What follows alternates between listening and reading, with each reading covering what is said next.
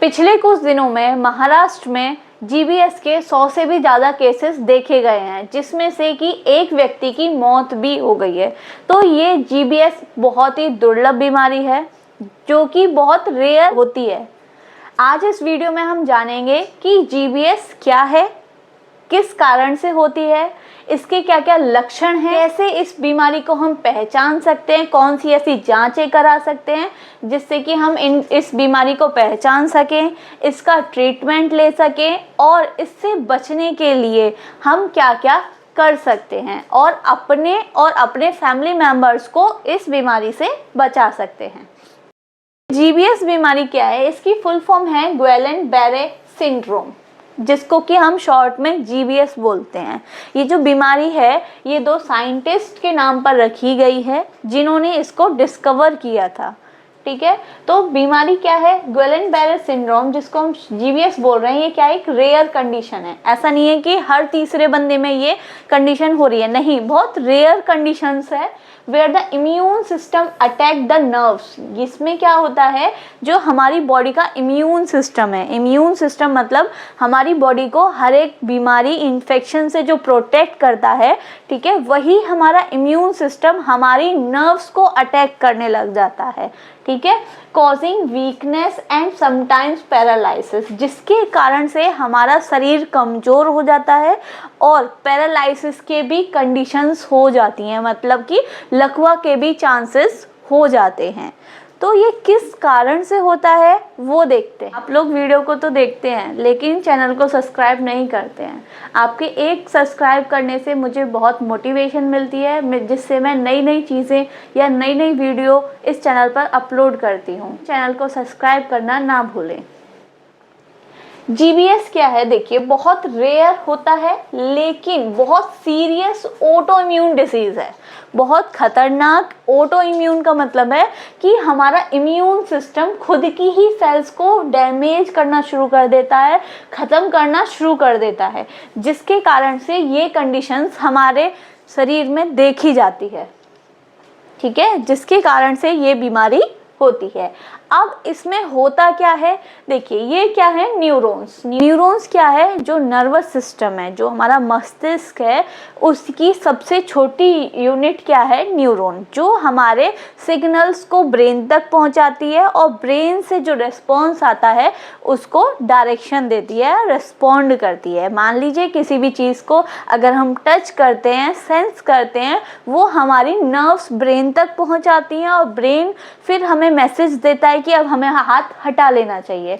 तो ये सारा काम कौन कर रही है? हमारी नर्व्स कर रही हैं, न्यूरॉन्स कर रहे हैं। ठीक है, अब न्यूरॉन्स पे भी ये जो आपको ये जो कवरिंग दिख रही है ना, इसको हम बोलते हैं माइलिन।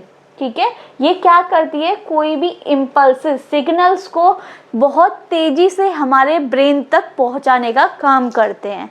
इस डिजीज़ में क्या होता है, यही जो कवरिंग है, ये जो माइलिन शीथ है, ये डैमेज होना शुरू हो जाती है। इसको ही क्या कर देते हैं, ये खराब कर देते हैं। ठीक है, इनको किल कर देते हैं, जिसके कारण से जो इम्पल्सेस है, जो सिग्नल्स है, वो नहीं पहुंच पाता है या फिर वो वीकनेस हो जाता है, जिसके कारण से हमारा जो मूवमेंट है वो नहीं हो पाता है। ठीक है, ये पेरिफेरल नर्व्स होती हैं। पेरिफेरल का मतलब है हमारे आसपास की, चारों तरफ की, हाथ की, पैरों की जो नर्व्स हैं उनको डैमेज करना शुरू कर देती है। तो इस बीमारी में हम सबसे ज़्यादा क्या देखते हैं? पैरों से हमारा शुरू होता है नर्व्स, जिससे कि हम कंट्रोल खो देते हैं, हमारे हाथ पैर चलना बंद हो जाते हैं और पैरालिसिस की कंडीशंस हो जाती है। ठीक है, तो इसके पीछे का कारण क्या है? देखिए, अभी तक कोई भी ऐसा एग्जैक्ट कारण नहीं हुआ है कि इसके कारण से जीबीएस मतलब कि ये जो डिसीज़ है ये होती है, लेकिन कुछ कारण देखे जा सकते हैं। देखा जाता है कि ज़्यादातर किसी पर्सन में अगर इन्फेक्शन हुआ है किसी भी चीज़ से, बैक्टीरियल इन्फेक्शन, वायरल इन्फेक्शन, उसके बाद से ये कंडीशन देखने को मिलती है। ठीक है, देखिए the cause of Guillain Barre syndrome is not fully understand, अभी तक किसी को समझ में नहीं आया इसके कारण क्या है, लेकिन ऑफन ट्रिगर्ड बाय इन्फेक्शन, ये जो होती है इन्फेक्शन के बाद होती है, ठीक है, चाहे वो वायरल इन्फेक्शन हो, बैक्टीरियल इन्फेक्शन हो, वो क्या करता है हमारे इम्यून सिस्टम पे अटैक करता है, ठीक है, ठीक है, इम्यून सिस्टम पे अटैक करता है, अटैक द नर्व्स, और हमारी नर्व्स को अटैक करता है। क्लियर, इसके पीछे का कारण आपको समझ में आ गया। ये इन्फेक्शन कहीं भी हो सकता है, हमारे जीआईटी ट्रैक्ट में, मतलब हमारे स्टोमक में गैस्ट्राइटिस कॉज कर सकता है, या कोई और इन्फेक्शन के कारण से जो डिसीज़ है ये हमारे सेंट्रल नर्वस सिस्टम को अटैक करना शुरू कर देती है, ठीक है, हमारी नर्व्स को अटैक करना शुरू कर देती है, जिससे कि हमारे हाथ पैरों में वीकनेस आना शुरू हो जाता है, हमारा मूवमेंट कम हो जाता है। हमारा वर्षा नर्सिंग एकेडमी के नाम से ऐप है, जो कि आप गूगल प्ले स्टोर से इसको डाउनलोड कर सकते हैं। अगर आप मेडिकल, नर्सिंग या फार्मेसी के स्टूडेंट्स हैं तो इस ऐप को ज़रूर डाउनलोड करें। इसमें आपको free content, paid content, PDF, notes, सारी चीज़ें मिलेंगी, ठीक है। अब इसके क्या क्या लक्षण हैं जिनसे हम पता कर सकते हैं कि ये एक खतरनाक बीमारी हो सकती है, क्या है? सबसे पहले होगा वीकनेस और tingling starting in the feet and hands. सबसे शुरुआती लक्षण इसका होता है कि हमारे जो हाथ और पैर हैं उनमें कमज़ोरी आना शुरू हो जाती है, उनमें टिंगलिंग, सुन्नपन आना शुरू हो जाता है, ठीक है।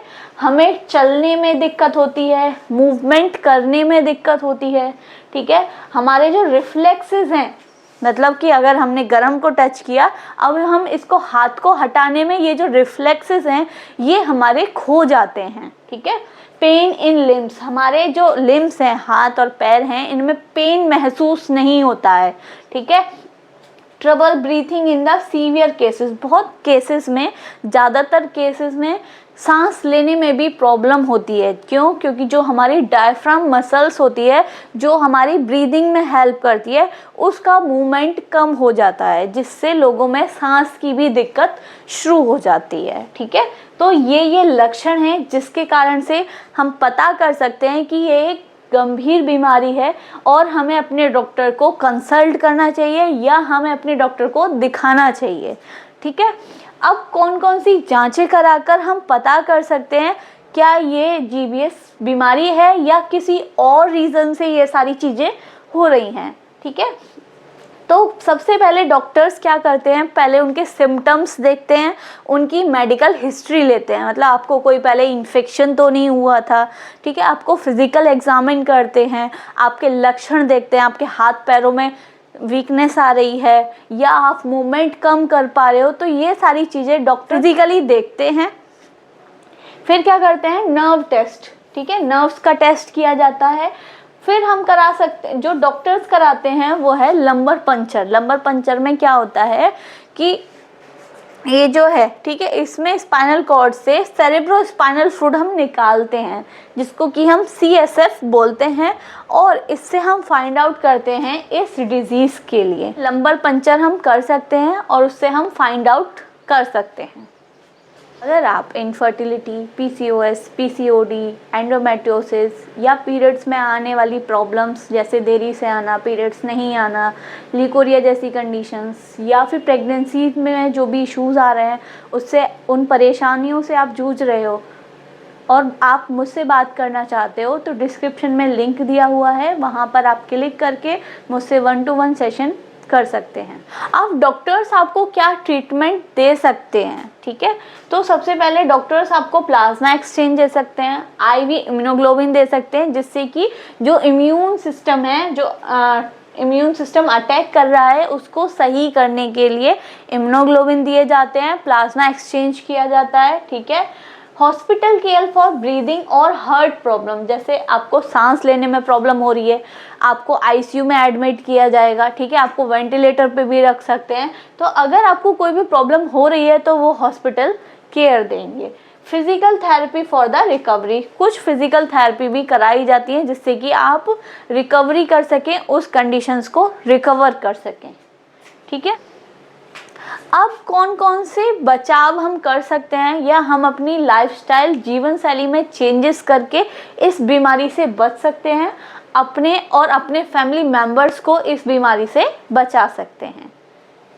ठीक है, देखो इसकी कोई स्पेसिफिक प्रिवेंशन नहीं है कि भाई हम ये चीज़ करेंगे तो हम इससे बच जाएंगे। ठीक है, no specific prevention but treating infection early में बी हेल्प।